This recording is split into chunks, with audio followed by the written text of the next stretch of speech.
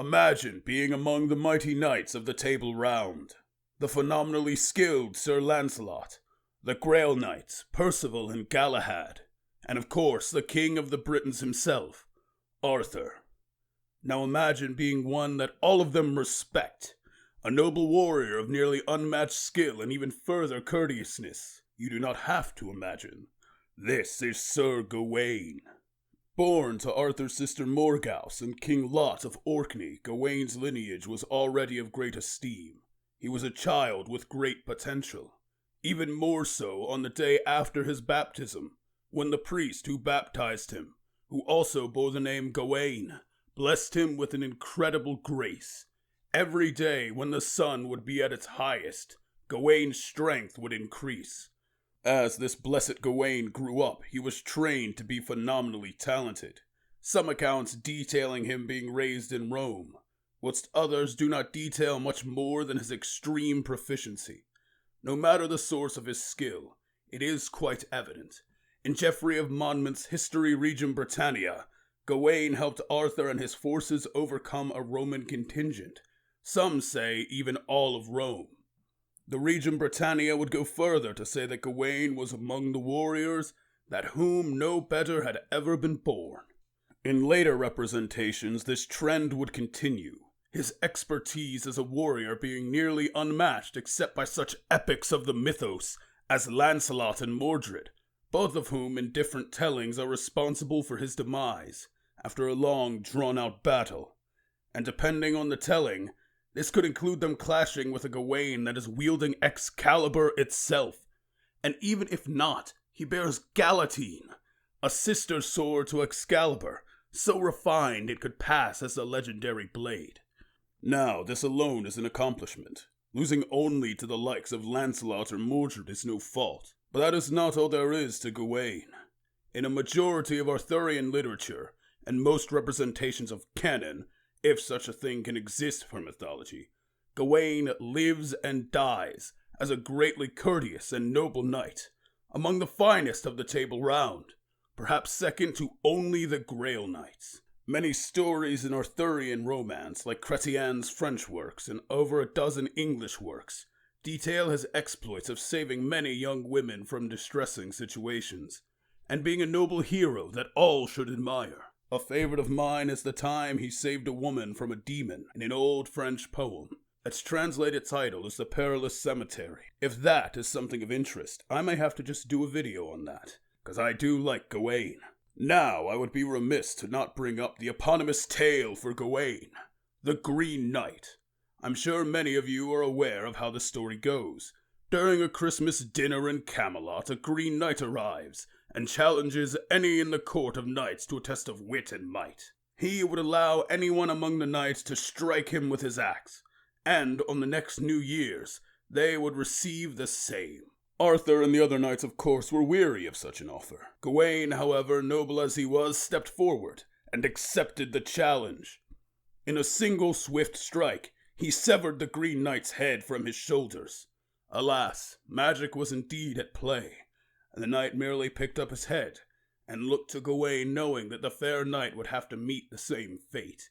He explained that Gawain would have to find a place called the Green Chapel, where they would settle this game before the knight disembarked into the wintry snow. Nervous at what he had seen and assumedly not the experienced Gawain of other epics and tales, this Gawain set off.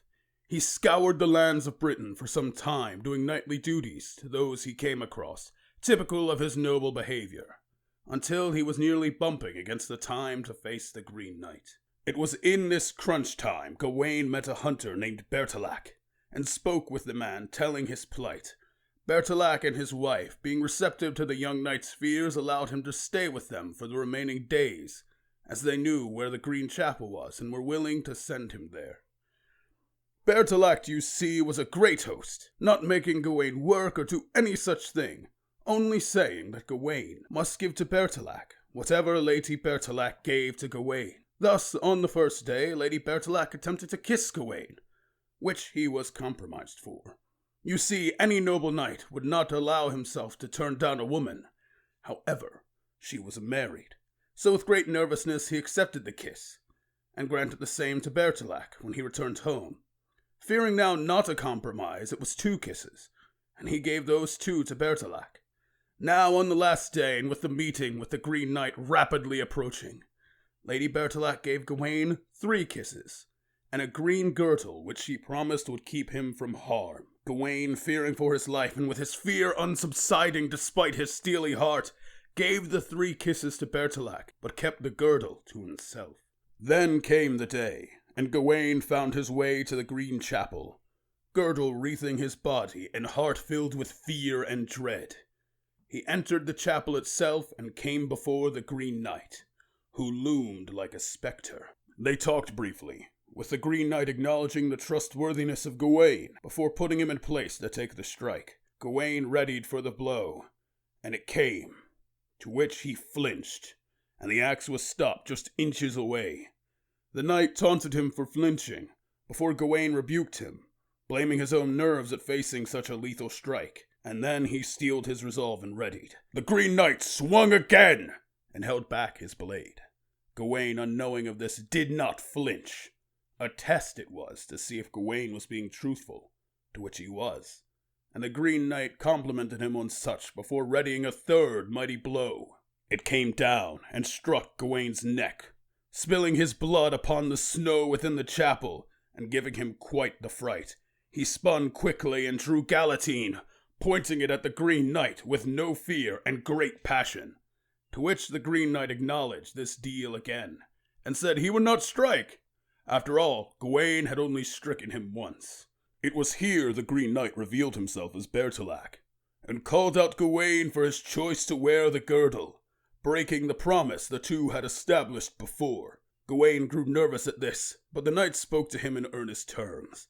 He realized that any man, no matter how noble, would fear for his life, so he bore no ill will. This passing off and brushing, however, did shake Gawain.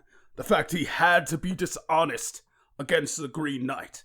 He tore the girdle from his waist and threw it to the knight's feet, and shouted about his faults, calling himself blemished and unworthy. It was this that assured the Green Knight his decision was correct. The Green Knight sent Gawain on his way, seeing the medal of the most chivalrous of Arthur's knights in hand. He had no need to hold a grudge. Gawain was thankful, and quickly departed back to Camelot, where his journey of heroism would only continue to grow. And that is Gawain. A noble knight, while flawed, is still among the best of the Round Table. Now he bears many stories of heroism that show his growth beyond such flaws, but those are a story for a different day. Until next time, thanks for watching.